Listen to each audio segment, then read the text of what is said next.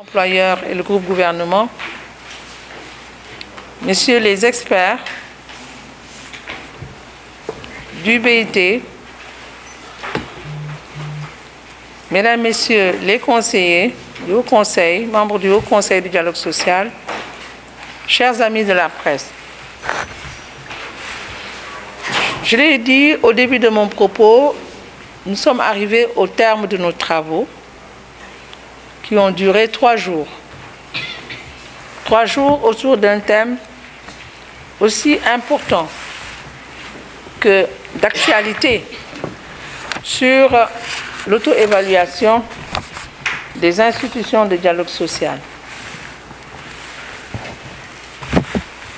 Pour rappel, pour ceux qui ne le savent pas, aujourd'hui, beaucoup de pays à travers le monde, et plus spécifiquement en Afrique, se sont dotés d'institutions nationales de dialogue social.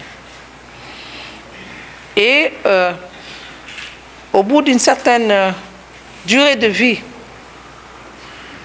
il est nécessaire de s'arrêter et de s'auto-interroger sur les performances de l'institution. Le Haut Conseil du Sénégal est né en 2014 par décret, fonctionnel en 2015, donc ça fait presque 9 ans. Je pense que nous avons pris le bon tempo. Ce n'est pas 10 ans, mais c'est 9 ans, c'est presque 10 ans. Nous arrêter et nous interroger sur l'impact, d'abord, de tout ce qui a été fait et aussi comment améliorer la marche de l'institution. Comment faire en sorte que pour le Sénégalais lambda, le Haut Conseil du dialogue social soit une institution connue et reconnue dans le landerneau institutionnel général du pays. L'auto-évaluation, bien sûr, nécessite une certaine posture et je voudrais ici féliciter les conseillers pour la posture qui a été adoptée tout au long de ces travaux. Une posture proactive et aussi une posture d'écoute, de manière à ce que, en tout cas, la cohorte qui est là, qui sont presque au nombre de 15, puisse démultiplier avec les autres conseillers, puisque c'est la démarche même que nous a conseillé l'OIT dans cette formation. À l'issue de nos travaux, nous pensons que nous avons atteint les objectifs que nous nous sommes assignés dans les TDR sur la base desquels nous avons travaillé. Dans les prochains jours, nous allons poursuivre justement pour avoir l'appropriation de la méthode par tous les autres conseillers, mais surtout pour l'élaboration de notre plan d'action. Et ce qui est bien, c'est que depuis que le Haut Conseil existe, nous avons toujours travaillé sur la base de cadres stratégiques, avec l'appui du BIT la première année, les premières années, les 3 ans, 2015-2018, et nous allons poursuivre dans cette voie. Je voudrais donc remercier le Bureau international du travail, le bureau de Dakar, ici représenté par M. Faustin Amoussou. Je voudrais bien transmettre mes remerciements à M. Draman Aïdara pour son appui constant depuis 2015.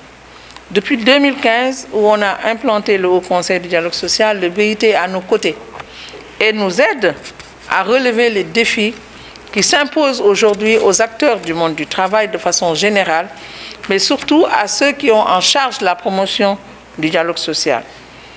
Je voudrais également profiter de cette occasion pour demander à Mme Caroline Oréni, qui nous vient de Genève, que nous avons rencontrée en 2018, déjà pour nous interroger sur l'efficacité d'une institution de dialogue social. Et pour lui dire de bien vouloir transmettre à M. Guélap, qui est le chef de l'unité dialogue social et du tripartisme à Genève, toute notre gratitude. Nous lui exprimons toutes nos gratitudes parce que sa réaction spontanée à la demande du Haut Conseil doit être saluée. Je ne saurais terminer sans vous prier également de transmettre mes remerciements à Mme Vera, hein, le chef de département tripartisme, gouvernance et tripartisme, parce que nous avons senti un intérêt partagé à tenir cet atelier. Aussi bien au niveau du Haut Conseil, il y a eu l'expression du besoin pressant de tenir cette formation, mais également le BIT. Et nous le comprenons parce que nous sommes la première institution nationale de dialogue social en Afrique à avoir fait le pas. Je pense que cela aussi mérite d'être relevé et nous allons également être les premiers à nous en approprier l'outil et certainement à passer à la mise en œuvre. Donc je voudrais remercier tous les conseillers pour leur participation de haute facture parce que je pense, sauf erreur de ma part, que vous partirez avec cette même idée que le Haut Conseil est composé d'hommes et de femmes engagés dans la promotion du dialogue social, qui connaissent non seulement la matière, je le dis avec beaucoup de modestie pour eux tous, mais aussi qui sont engagés pour relever les défis futurs. Et le monde du travail a beaucoup de défis parce que les mutations sont très rapides. La Covid est passée par là, il a fallu s'adapter. La guerre en Ukraine est passée par là, il a fallu s'adapter. Et tout cela, sans dialogue social, c'est des crises à n'en plus finir qui peuvent déboucher sur d'autres formes de crises que nous ne souhaitons pas pour le Sénégal. Je vous remercie de votre attention.